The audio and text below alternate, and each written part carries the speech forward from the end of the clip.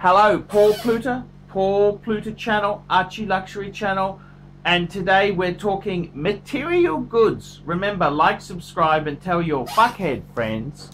And also remember, fuckers, look in the description for 10 ways you can keep me on YouTube.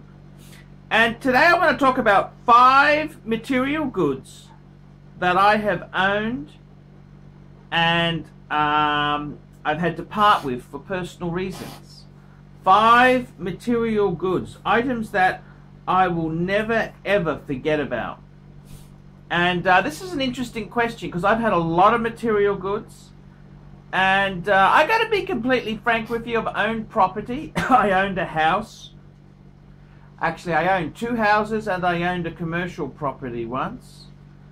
And I had a big share portfolio. This is 20 years ago. And then I had to sell it off for personal reasons. I was broke. I was fucking broke. And I was never really that attached to, I mean, I loved the house. I loved owning houses. But, you know, it's the smaller material goods that really meant a lot to me. And I've just put a list together. 5 material goods, 5 material items that I'll never ever forget about. And these are items I had a real love for. I would love to see them again. I probably won't be able to see them again, but I would love to if the chance did arise. And these aren't necessarily the most expensive things in the world. They aren't the greatest. They were just 5 items that really meant a lot to me. And when you say, who am I as a person, these 5 material goods really did mean a lot there. And I've also I got a few which are I still own. So let's discuss this. So the first item, what's the item? Now this is not necessarily the most valuable, but it was my BMW E30. That's right, my red BMW 318i E30. I bought it in 1991, just before my 19th birthday, a week shy of my 19th birthday. 927 BFI was the Queensland rego plate. 927 BFI. 318i 4-door sedan E30. It was brilliant red with the cream interior, and it had a sunroof. And I really love that car. I really did love that car. That's something I've often had dreams about that car, like being reunited with it, and I did really love that car. That car meant a lot to me. It's funny. Yes, I had that Mercedes, which sort of wasn't mine. I was just looking after it. I did love that as well, but the 318i was something that I bought when I was much younger, and it was mine, brand new, and I just loved it, and it was part of my character development when I was a young whippersnapper. It got me into the luxury genre. I can remember the price I paid, $37,244. There you go, that's how much it cost. That was drive away with stamp duty. It was $36.50 plus stamp duty. And yeah, I love that car. I miss it. Yes I do. I was hoping I could be reunited, see it again, but since I sold it, I don't think I've actually been in another E30. It's a bit sad that, but yeah, that was the 318i, red 318i E30. The next material item that I really loved there was, of course, my Explorer 1. My Explorer 1. The 1016L serial number, I bought that in 1990. Just turned 18 because I got an American Express card. Dumb thing to get, American Express card. American Express sucks. American Depress it should be. Green Amex. Yeah, the 1016L serial number. Plastic Explorer. I mean, I love that watch because it's my first Rolex. It was 1016 became so. I mean, I bought the cheapest Rolex I could get, and it turned out to be a really hot, swanky Rolex down the track. I bought it for $1575, and I sold it for $7,500 years later, which was stolen by the mafia, but I had it insured, so I got my money back. It's a long story. I think you've seen the video. That Explorer 1, I did love that. I don't think, well, I never see it again because it was lifted by the mafia. That was a really cool watch. I loved it. I'm sad it can never come back. Very sad that it won't. Mind you, I've got some really beautiful watches now. In all honesty, I probably prefer the Explorer 2, the Polar Explorer 2, because it's a more usable watch. It's got a date, it's got a GMT function, it's got a few improvements there. It's got the solid end link bracelet, it's got the no holes, yeah, just a few little nice things there. But the 1016, that's something that will always, I'll never forget that watch. The next item in my list of items that I no longer have is I didn't have this for a long time. I didn't have it for a long period, but it was after I sold the 1016 Explorer 1, I bought a 18038 with a blue dial. It had a little flaw on it, just underneath, underneath here. It was gold bracelet, but it had a repair, so it wasn't perfect. It was a little bit polished too. You know, it wasn't over. You could send it into Brisbane Vintage Watch Tech, and they would get it schmicko. But I didn't have those contacts then. It wasn't perfect, and after I sold that, I bought a 18238, which was the current model. That was an E serial number. I remember it was an E serial number, and I bought it from one of the guys, the kids from Aristocrat Industries. He was an Ainsworth, and I remember going out to his place near Mount Tambourine, near the army training ground there. He had a Bentley and an M3 at the front of the house. Fucking crazy. Really nice guy. I remember I bought it from him. What did I pay him for? I think I paid him $11.50. I wrote him a check, and he didn't bank it for like two months. And yeah, I remember that watch. That was that 18238. I love that watch. And because I got that, what year was that? Shit, what year was that? I still had my commercial property then. 98, I think I got that. 98 or 90, 97, 98? 98, I think it's 98. And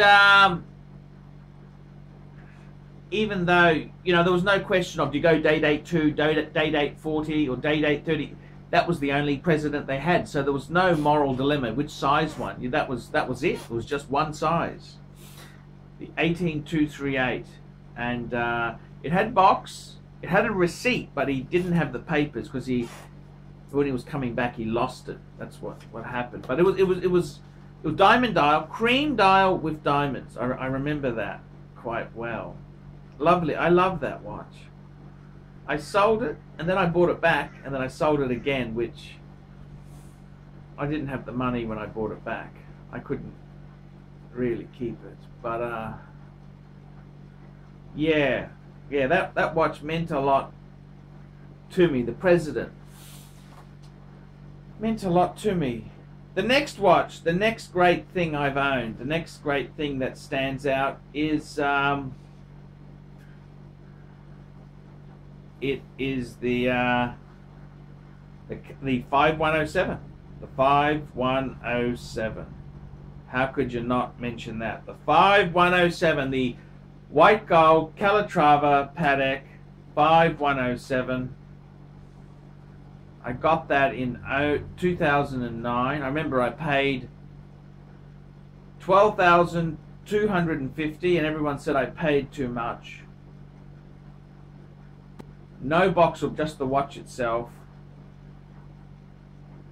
I don't think it even had an original protection. It had the buckle, had the Tang buckle, but it didn't have an original. I got a Patek strap later on. Actually, I got two, believe it or not. And I got the box for it. I got it all correct. I really loved that piece. Yeah, yeah. And I love that watch a lot. That was a great watch. I remember I put a little ding in the lugs, between the lugs, but I got it professionally fixed. Watch Tech fixed that. That's Brisbane Vintage Watches, Vintage Watch Co. Now they're called. They fixed it for me. Ronnie, he always looks after me. I really loved it. I really loved that Calatrava. That was a. I really loved that watch. 5107, white gold Calatrava. I got it serviced and I got it rhodium plated. They did a really nice job there. I sold that to a fan in Singapore, I remember, and I sold him my Montegrappa. He bought the pen and the watch. And then, of course, I bought the gold sub. So, I mean, you know, you can't just say, oh, why did you sell it? Well, it led on to the next wonderful adventure. The 5107. I love that watch. I really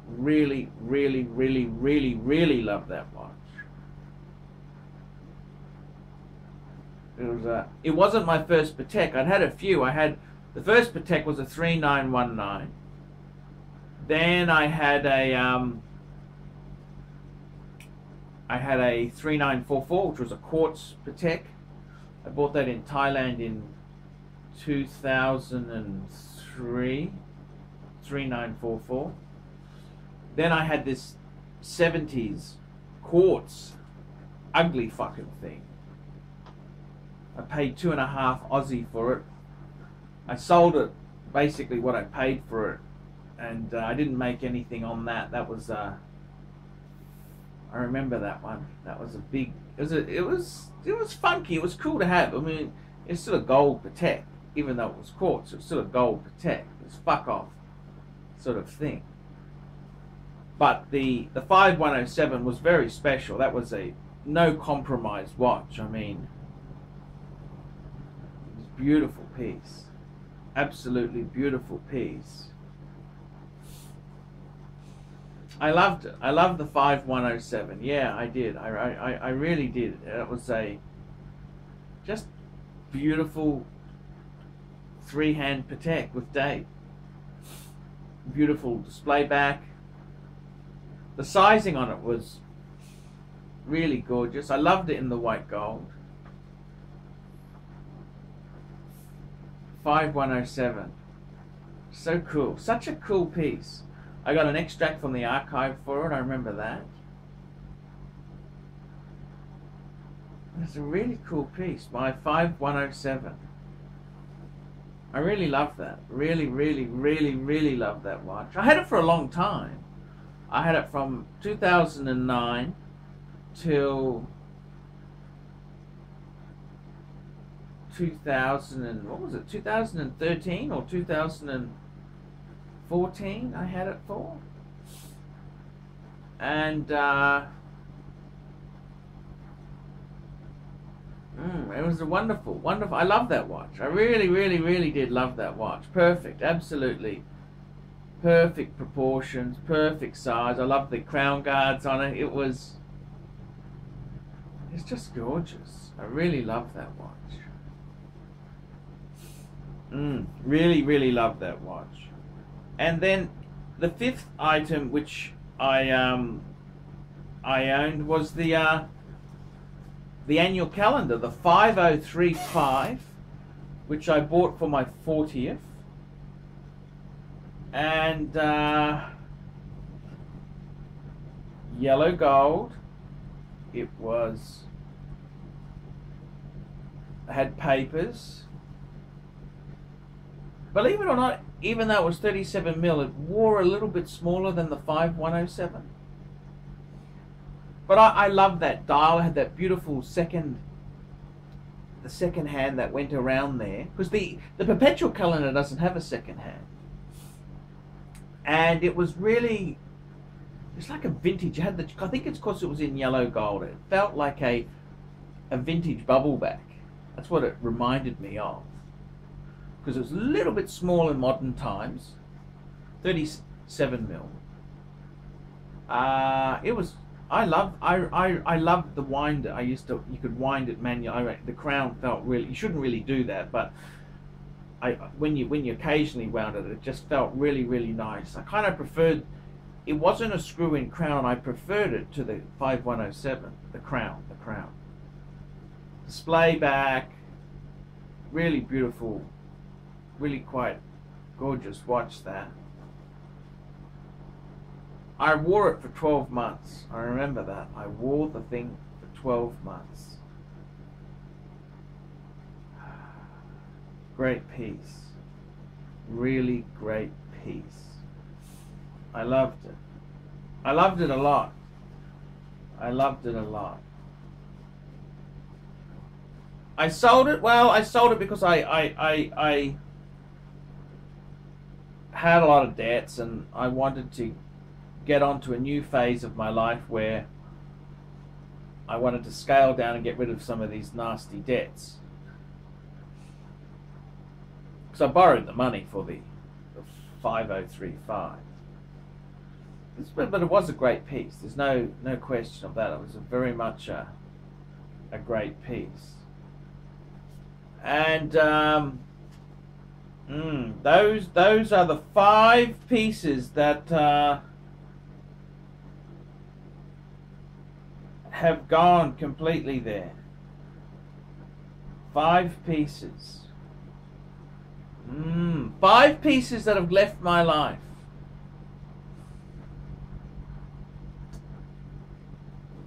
I've actually got a few more. I'll make another video because this one's running a bit long. I'll make another video. Watch the next one, fuckers. We specialize here in pre-owned Rolex watches. Rolex watch is a very special timepiece, and we always do the servicing exactly as factory specifications.